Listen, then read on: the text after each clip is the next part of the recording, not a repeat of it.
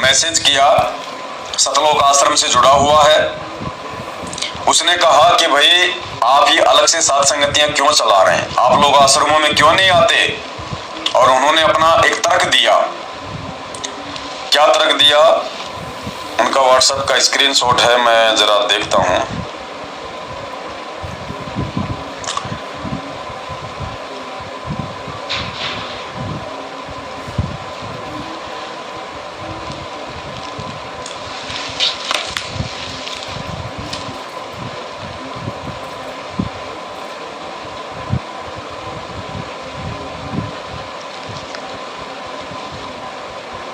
उन्होंने ये तर्क दिया, वही भाई है वो एक कम दिव्यतम चैनल वाला, बेचारा लग रहा अपनी रोजी रोटी के चक्कर में कुछ सब्सक्राइबर उसके बढ़ जाए। अब देखो, एक तरफ तो ये कहते हैं कि गुरुजी ने पवन दास का नाम लेने से भी मना कर रखा है। जो व्यक्ति पवन दास की शक्ल देख लेगा उसका नाम खंड हो जाएगा। जो व्यक्ति पवन दास की बात करेगा उसको गुरुद्रोही कर दिया जाएगा। और दूसरी तरफ भाई अपना चैनल को चलाने के लिए, यूट्यूब से 2 पैसे कमाने के लिए दिन रात मुझ पवन दास के ऊपर वीडियो बना रहा है, संगत को मेरी वीडियो भी दिखा रहा है, संगत तक मेरी बातें भी पहुंचा रहा है। और मेरे पीछे लग गया हाथ धोके कि बस अब अगर मुझे 2 पैसे कमाने हैं तो पवन दास का नाम लेके कमाने हैं, पवन दास की मेहरबानी से कमाने हैं मुझे।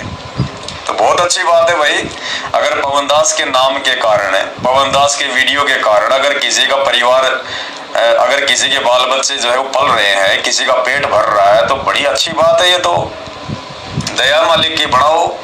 जो वीडियो संगत तक हम नहीं पहुंचा पा रहे, कम से कम तुम्हारे माध्यम से पहुंच जाएंगे।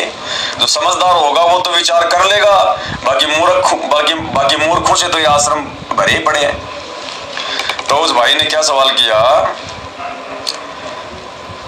भाई जो सवाल किया था वो वीडियो क्यों हटाई जिसमें संत रामपाल जी महाराज खुद कह रहे हैं आश्रम में जाओ, इस शंका का समाधान क्यों नहीं किया। अरे तो कराओ अपने मैनेजमेंट से शंकाओं का समाधान है। एक तरफ तो तुम मेरे को गुरुद्रोही कहते हो है, और फिर मेरे से शंकाओं का समाधान भी तुम करवा रहे हो। भाई तुम कौन सी दुनिया के आदमी हो तुम है? बिना पैंदे के लोटे हो गया। एक तरफ तो कहते हो गुरुजी ने कह रखा जो पवन दास की बात करेगा उसका नाम खंड हो जाएगा, पवन दास से बात ही नहीं करनी। और दूसरी तरफ भाई तो अपनी शंकाओं का समाधान चाह रहा है मुझ पवन दास से। तो कोई स्टैंड पे तो रुक जा भाई। भाई जो सवाल किया था वो वीडियो क्यों हटाई जिसमें संत रामपाल जी महाराज खुद कह रहे हैं कि आश्रम में जाओ, इस शंका का समाधान क्यों नहीं किया। करेंगे भाई, थोड़ा सा दम खा जा। हॉस्पिटल में एक समय रात को इमरजेंसी में डॉक्टर नहीं था, ये कहना चाह रहा है कि जैसे गुरुजी जेल में बैठे हैं। हॉस्पिटल में एक समय रात को इमरजेंसी में डॉक्टर नहीं था, उसके चेले यानी कंपाउंडर थे, तो उन लोगों ने डॉक्टर से फोन पर बात करके इलाज किया। ठीक है। स्कूल में किसी कारण से टीचर को बीच में घर जाना पड़ा तो टीचर ने क्लास के मॉनिटर से कहा जब तक मैं नहीं आता तब तक तुझे क्लास देखनी है। यानी गुरुजी ने कहा कि जब तक मैं जेल में हूं तब तक मैनेजमेंट ने संगत को संभालना है। इनके कहने का मतलब यह है, और कोई बात हो तो मुझसे फोन पर बात कर लेना। अरे तेरा नाम खंड हो जाएगा भाई, क्यों बात करने के लिए कह रहा है मेरे को, मैं तो कर लूंगा मुझे तो कोई दिक्कत नहीं है, लेकिन भाई तू खंड हो जाएगा। फिर तेरे को गुरुद्रोही करेंगे, फिर तेरा पीला पर्चा निकलेगा, फिर तू उनके पैर पकड़ेगा, फिर तेरी एंट्री करेंगे, कभी नो एंट्री करेंगे। देख ले, सोच समझ ले, अच्छे से सोच ले, समझ ले, क्योंकि मैं तेरे से फोन पे बात करूंगा, मैं रिकॉर्डिंग करूंगा, रिकॉर्डिंग फिर मैं संगत में डालूंगा, फिर तेरा कोऑर्डिनेटर भी देखेगा, फिर तेरा पीला पर्चा आएगा, फिर तेरे को पीलिया हो जाएगा, फिर तू उनके पैर पकड़ेगा, फिर वापस तेरी एंट्री होगी। तो क्यों पंगे में पांव दे रहा है मेरे भाई कि मेरे से बात कर ले। और कोई बात हो तो मुझसे फोन पर बात कर लेना। और सभी बच्चों से कहा सबको मॉनिटर की बात माननी है, नहीं तो सजा दी जाएगी। इसके बारे में क्या जवाब है। वाह भाई वाह। भाई कहना चाह रहा है कि संत रामपाल जी यानी डॉक्टर आश्रम में नहीं है, तो डॉक्टर ने मॉनिटर को कह दिया, कंपाउंडर को कह दिया, अपने चेलों को कह दिया कि संगत को संभालना, संगत को संभाल के रखना है। जैसे टीचर किसी कारण से स्कूल में नहीं आया या अचानक से अपने घर चला गया तो पीछे से एक मॉनिटर को बोल गया कि बच्चों को संभाल के रखना, और जो बच्चा शरारत करे तो मुझे बता देना, मैं उसको गुरुद्रोही घोषित कर दूंगा, उसकी पिटाई कर दूंगा। ये घटिया एग्जाम्पल दिए इसने भाई। हम पिछली पीढ़ी के भगत हैं, समझे, हम पिछली पीढ़ी के भगत हैं। आज से पहले धोखा बहुत खा लिया। आज से पहले 4 युगों में यानी सतयुग, त्रेता, द्वापर और कलयुग की प्रथम पीढ़ी में भाई हमने बहुत धोखा खा लिया। अब हम धोखा खाने वाले नहीं हैं। हम सात संगति से जुड़े हुए सतसेवक हैं। हम सतलोक आश्रम मैनेजमेंट हरियाणा के कोऑर्डिनेटर नहीं है। हम सतसेवक अपने स्वार्थों के पीछे नहीं चलते। संत रामपाल जी ने सद्बुद्धि दी है, उन्होंने अपना ज्ञान समझाया है, भली बुरी बातों से परिचित कराया है, अच्छे बुरे कर्म कुकर्मों से परिचित करा दिया, कहां काल ठगेगा, कैसे ठगेगा और कैसे बचना है ये परमात्मा ने समझा दिया। अब तेरे ये डॉक्टर कंपाउंडर के चक्कर में आने वाले नहीं है मेरे भाई। अब तुम्हारी ये दाल नहीं गलेगी। ये डायलॉग बहुत पुराना हो चुका है, कोई नया डायलॉग गढ़ो नया, ठीक है। अब सुन ले जवाब।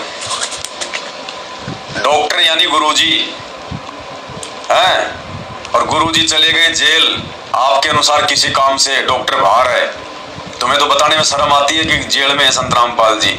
अरे है, भगवान अपनी लीला कर रहा है, गंदगी को छाट रहा है वहां बैठ के। इस आर की छोटी जेल में बैठ के 21 ब्रह्मांड रूपी जो बड़ी जेल है, इसमें जो कैदी जो कैद हैं आप और हम, 28 साल से ज्ञान देके छटनी कर रहा है, वो कचरा दूर कर रहा है। आने वाले समय में परमात्मा ने 1000 साल तक अपने मार्ग को चलाना है। अच्छी प्रकार से परमात्मा साफ सफाई करके जाएगा। छटनी कर रहा भगवान वहां बैठ के जेल में। अब डॉक्टर जब जेल गया, संत रामपाल जी जब जेल गए, तो भाई जेल जाने से पहले उस डॉक्टर ने हमारे को जो भी हमारा ऑपरेशन करना था यानी नाम दे दिया, नाम दे के हमारा ऑपरेशन कर दिया।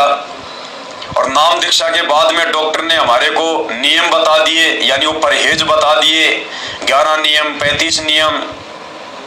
और उसके बाद जाने से पहले डॉक्टर ने ये भी बता दिया कि बेटा जो मैंने तेरे को गोली दवाई दी है, जो खुराक दी है, इसको टाइम पे खाते रहना।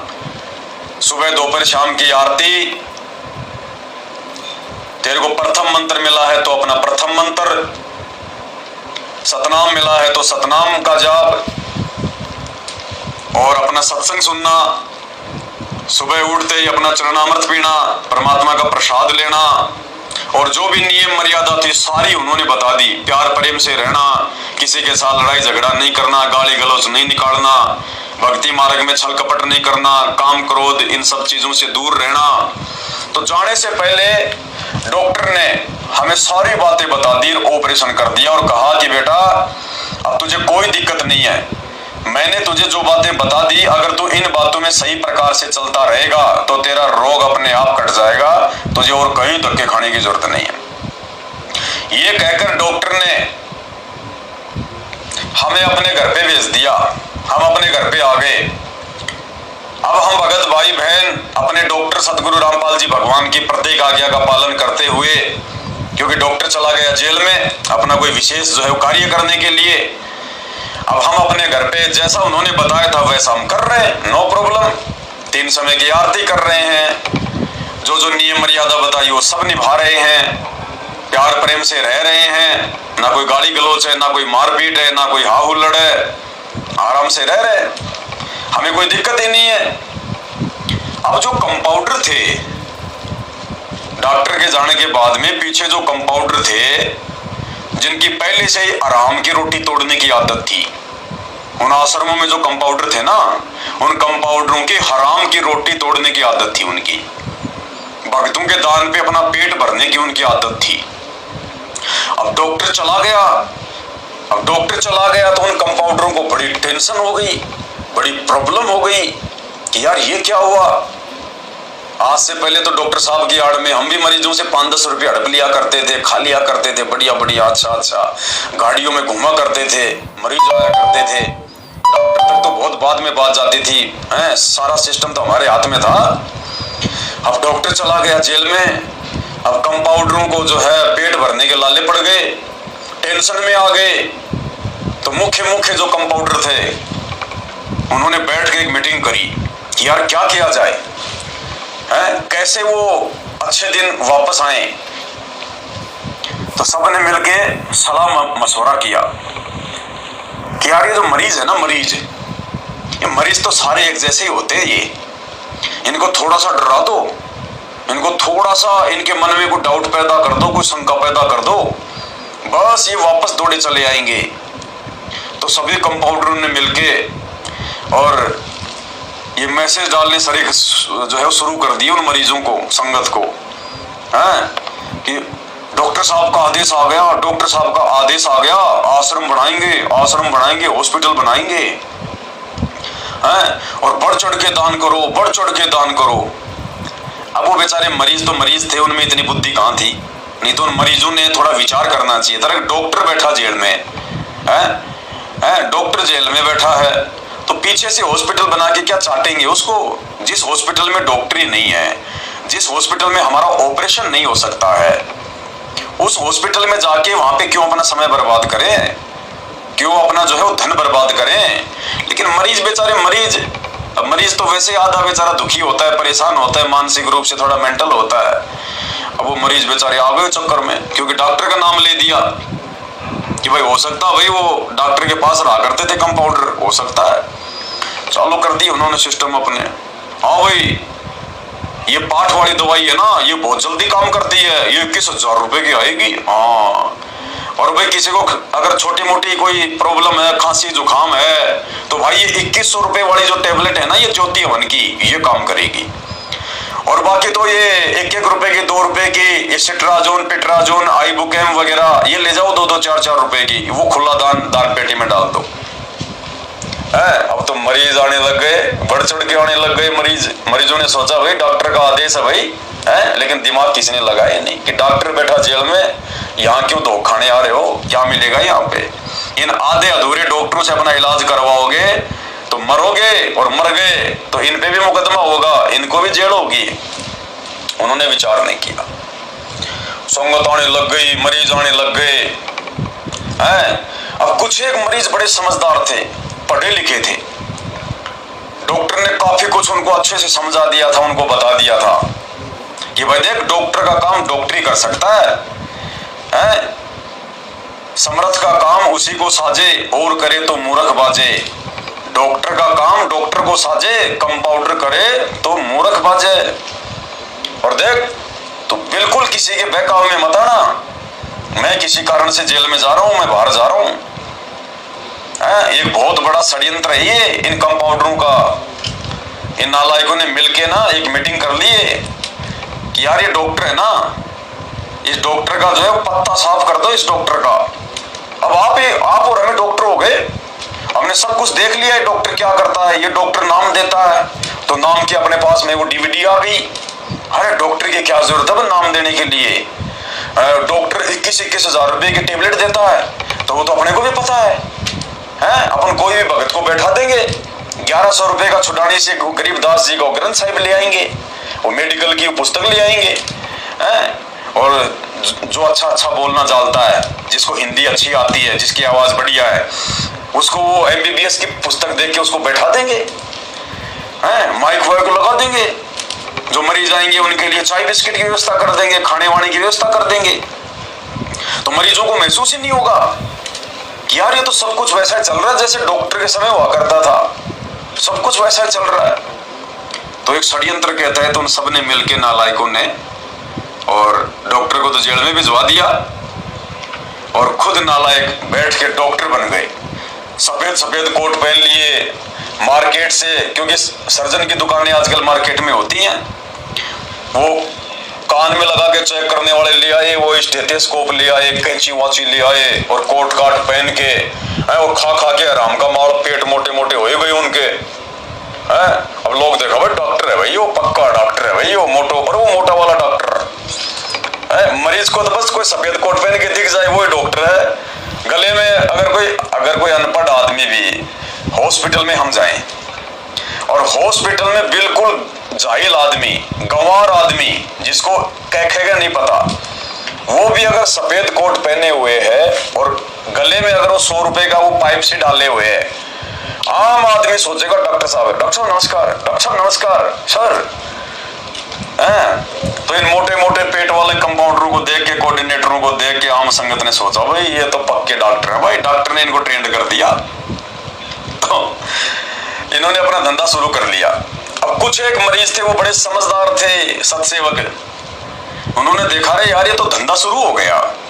और जाते जाते फिर डॉक्टर भी तो बोल गया, जाते जाते डॉक्टर ने भी तो पूरी सिट्टी पिट्टी खोल दी उनकी। बोल गया डॉक्टर कि भाई ये तो षड्यंत्र था, मैं अपनी मर्जी से जेल नहीं गया भाई, लोगों ने षड्यंत्र किया है इस आश्रम को हड़पने के लिए, इस हॉस्पिटल को हड़पने के लिए, दान धर्म लेकर अपना पेट भरने के लिए, ये लोगों का षड्यंत्र है। अब भाई डॉक्टर के मुंह से ऐसी बात सुन ले और उसके बाद अगर कोई मरीज उन कंपाउंडरों के पास इलाज करवाने जाए तो उससे बड़ा मूर्ख और कौन हो सकता है धरती पे, है? तो डॉक्टर जाते जाते क्या बोला, संत रामपाल जी ने जाते जाते उन कंपाउंडरों के बारे में, सतलोक आश्रम मैनेजमेंट हरियाणा के बारे में, राष्ट्रीय समाज सेवा समिति के बारे में क्या बोला। लोगों ने सवाल करने शुरू कर दिए, डॉक्टर साहब आप तो बहुत अच्छे डॉक्टर थे, डॉक्टर साहब ये अचानक से क्या हो गया, डॉक्टर साहब आपके वहां पे आश्रम के बाहर, हॉस्पिटल के बाहर इतने गुंडे खड़े थे, काले कपड़े पहने हुए कमांडो। तो डॉक्टर साहब ने कहा कि साहब वो मेरे नहीं थे, वो तो उन कंपाउंडरों के थे, वो राष्ट्रीय समाज सेवा समिति के थे।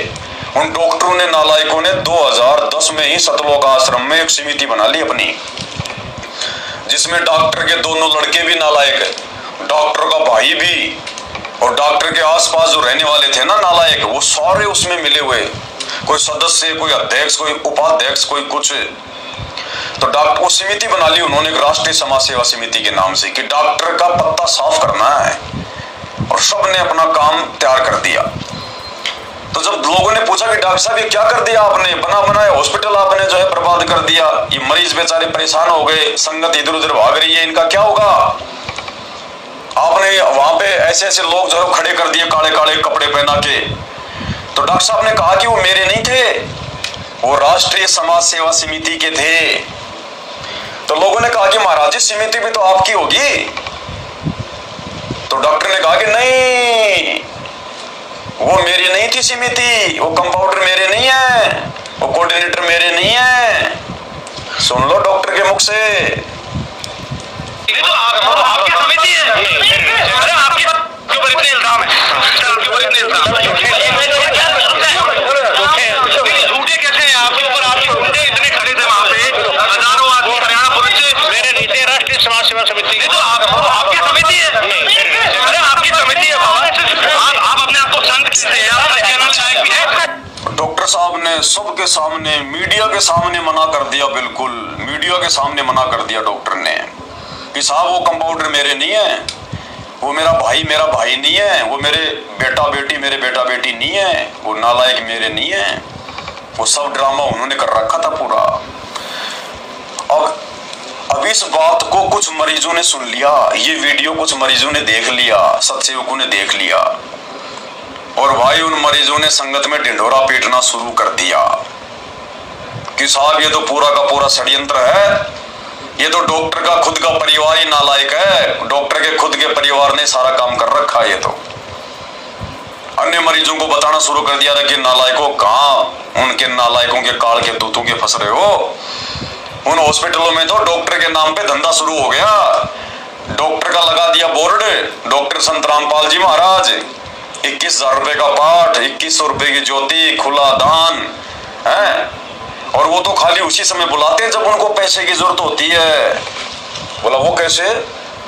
बोला देखिए जितने भी हॉस्पिटल खोल रखे ना ये सतलोक आश्रम धनाना, सतलोक आश्रम सोजतर, रोहतकर, नेपाल, फेपालर, पता नहीं MP, इंदौर, बैतूल, खमाणो, धूरी, मुंडका फुंडका। ये डॉक्टर के आड़ में इन्होंने जितने भी हॉस्पिटल खोल रखे हैं ना, हाँ बोलो भाई, खोल तो रखे हैं, हम भी गए कई बार। तो एक बात बताओ, कभी तुम्हारे को उन हॉस्पिटलों में, उन आश्रमों में कभी तुम्हारे को सत्संग के नाम पे बुलाया? तो बोला सत्संग के नाम पे, और सत्संग के नाम पे तो नहीं बुलाया कभी। क्या तुम्हारे को रोज बुलाते हैं? ना, रोज तो नहीं बुलाते। क्या वो ये कहते हैं कि तुम कोई भी दिन आ सकते हो यहाँ पे सत्संग सुनने के लिए, 3 दिन 4 दिन रहो, कोई दिक्कत नहीं है? यार ये बात भी नहीं कहते वो तो क्या बोलते हैं यार? वो तो कभी महीने में, कभी 2 महीने में, कभी तो कोई दाढ़ी मूंछ वाले कबीर जी का प्रकट दिवस के नाम पे बुलाते हैं और कहते हैं कि 3 दिन का पाठ है, 3 दिन का अखंड पाठ है, 3 दिन का अखंड पाठ है। तो पाठ में क्या होता है? पाठ में तो वहां पे पैसे लेते, पाठ के तो 21,000 रुपए पैसे हैं, चाहे वो किस्तों में दे दो, चाहे आधे दे दो, बाद में लिखवा दो कि अगली बार दे दूंगा, अगली बार दे दूंगा। सत्संग के नाम पे तो आज तक कभी बुलाया नहीं उन्होंने कि भाई आ जाओ सत्संग सुन लो। वो तो या तो कोई गरीबदास जी का बोध दिवस आएगा, या संत रामपाल जी का अवतरण दिवस आ गया, या फिर वो केशव बनजारे वाला आ गया, दिव्य धर्म यज्ञ दिवस आ गया, या फिर कबीर जी का वो प्रकट दिवस आ गया है। वो तो जब कोई मेन कोई प्रोग्राम आता है ना, कोई जयंती आती है, वो तो उसी दिन बुलाते हैं। और भाई, और उस दिन वहां पे कोई सत्संग होता है? अरे कहाँ का सत्संग होता है यार। अब 3 दिन तो माइक में पाठ लगा देते हैं, भगत आ रहे हैं, जैसे मंदिरों में जाते हैं, भीड़ रहती है, एक ने मत्था टेका नहीं, उससे पहले मार के उसका चोटा पकड़ के चल निकल आगे, चल निकल आगे। वो तो एक दिन भी नहीं रुकने देते। सुबह आओ शाम को जाओ, सुबह आओ शाम को जाओ। क्या कभी 3 दिन नहीं रुके? अरे रुकने नहीं देते 3 दिन।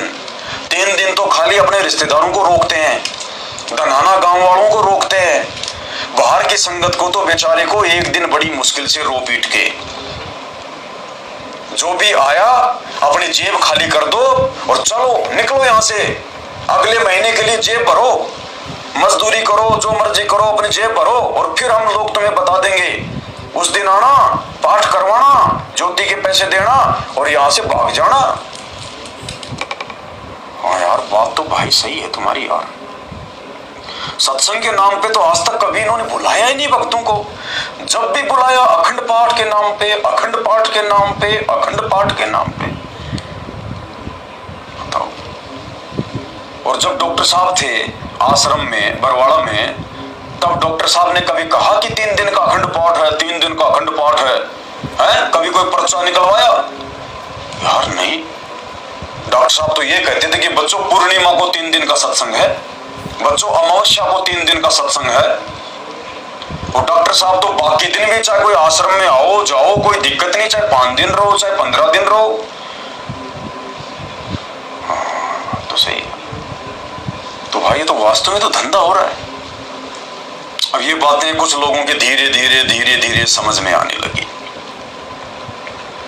अब समझ में आने लगी तो धंधा कम होने लगा, पैसे कम आने लगे। तो उन कंपाउंडरों ने वापस मिलकर एक स्कीम बनाई, मीटिंग करी कि यार ये कौन आदमी है जो हमारे मरीजों को रोक रहा है, हमारे मरीजों को डॉक्टर की ऐसी विधि बता रहा है कि वो घर बैठे अपना सारा काम कर रहे हैं, उनका रोग भी ठीक हो रहा है, कुछ समस्या भी नहीं आ रही उनको। और अपन यहाँ जिनका जबरदस्ती इलाज कर रहे हैं, जबरदस्ती है पेट में दर्द दे रहे हैं, कान की दवाई, इनको फिर भी प्रॉब्लम आ रही है, हजारों की संख्या में तो मर भी गए। वो तो अच्छी बात है कि डॉक्टर के नाम पे अपन ने हॉस्पिटल खोल रखा, इसलिए किसी ने कोई मुकदमा नहीं किया, नहीं तो हजारों मर गए। और ये हॉस्पिटल बनाने में 4-5 मर गए धनाना आश्रम में, ट्रैक्टर के नीचे दब के 4-5 मरीज तो वही मर गए सेवा करते करते। हाँ? और आते जाते हॉस्पिटल में आते जाते ना जाने कितने एक्सीडेंट में मर रहे हैं। और बीच में एक बड़ी महामारी आई थी कोरोना, उसमें तो ना जाने हजारों मर गए। ये तो अच्छा है कि हमने डॉक्टर के नाम का बोर्ड लगा रखा है, इसलिए लोग डॉक्टर के नाम से हमारे ऊपर मुकदमा नहीं कर रहे। लेकिन ये देखो, ये संगत को समझा कौन रहा है, हमारे हॉस्पिटलों को बंद कौन करवा रहा है। तो पता चला कि ऐसे ऐसे कोई पवन दास है, फलाना दास है। अच्छा,